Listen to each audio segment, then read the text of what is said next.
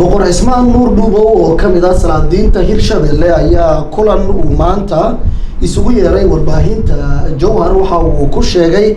in markaas ay jiraan colaado soo ifbaxaya oo ka dhalanaya dhul beereed ay isku haystaan beeraley iyo xoolo dhaqato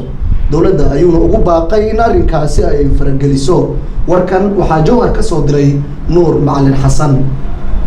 boqorka beelaha Shiidle boqor Ismaan Nuur Dhuubow ayaa baaq nabadeed u diray beelo walaalo ah oo ku dagaalamaya deegaano hoos yimaada degmada Jowhar ee xarunta gobolka Shabeellaha Dhexe beelahani ayaa isku haya dhul beereed iyo dhul daaqsimeed ku yaala deegaano hoos yimaada degmada Jowhar boqorka ayaa fariin u diray wasaaradda beeraha iyo waraabka dowlad goboleedka Hirshabelle isagoo u sheegay inay fariin waan ay dhex dhigaan beelahani walaalaha ah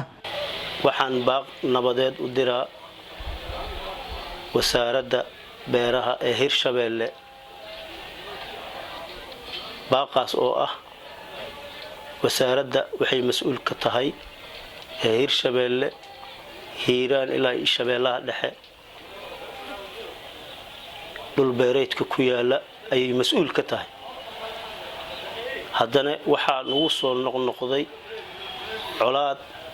aad u baasan ee dhul beereedka maalin walba la isku qabsado ee la isku dila annagana waxaan mas'uul ka nahay ummadaas beeraha dhul beereedka isku dilaysa in meeshaas laga sameeyo si nabadgelyo ah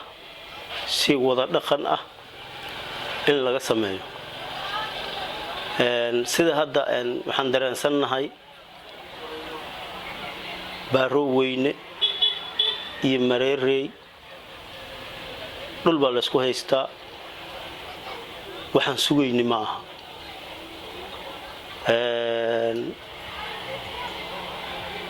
qaybta labaad waa maandheere iyo daymo same dad walaalo oo wada dhashay waay dhul baa la isku haystaa waa dadka mas'uulka ka ahayn aan matalaynay aan u wada taagnay marka waxaan rabnaa wasaaradda ma aha in magac la iska qaatay waxay tahay inay dadkaas ay mas'uulka ka tahay dhul beereedkaas ay mas'uulka ka tahay in meeshaasu ay ka sameeyso waxyigelin badan bulshada nabadeynteeda xiriir badan in ay sameeyso ay bulshadaas qaabkii isku keeni lahayd in ay ka shaqeyso ay wasaaradda mas'uul ay aga tahay haday tahay hiiraan haday tahay Shabeellaha Dhexe hadii ay tahay dhul bari iyo dhul oraxsinba dacdooyinka maanta foosha xun leh amba dil kale amba hinjibaad leh maalin walba dhigtayna ku soo dhacaya wax macquul aan qaada karna ma aha waa wax mas'uuliyad darro ah marka wasaaradda waxa laga rabaa inay arrinkaas u tafaxeedato cid allaale cidii la kaashayso ay u kaashato haday yihiin odayaal dhaqameed haday yihiin culamaa u diin haday yihiin siyaasiyiin haday yihiin cid walba oo maanta arrinkaas uu quseeyo in ay wasaaradda hawshaas ayda hoggaanka ay u qabato sidii ay macnaha in arrinkaas ay ku ballaarin lahayd meel walba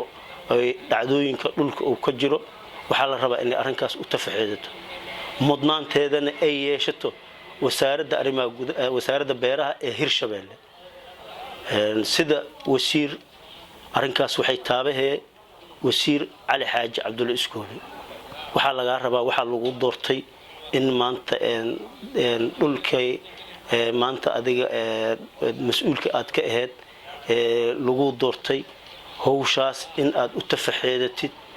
maanta gacan libaxla aad ka qaadatid waa wax loo baahan yahay insha Allah taala garabkaada Ilaahay ha galo annaga hadii aan nahay duub hadii aan nahay nabadoon hadii aan nahay culamaa u diin wasaaradda garabkeedan taaganahay waxaan jecelnahay in howlahaas beerahaas la isku haysto dhul beereedka in guul iyo nabad laga gaaro colaadda nagu soo noqnoqotay ay maanta ay naga dhamaato maahan markii ugu horeysay ee dagaal noocan ah uu dhex maro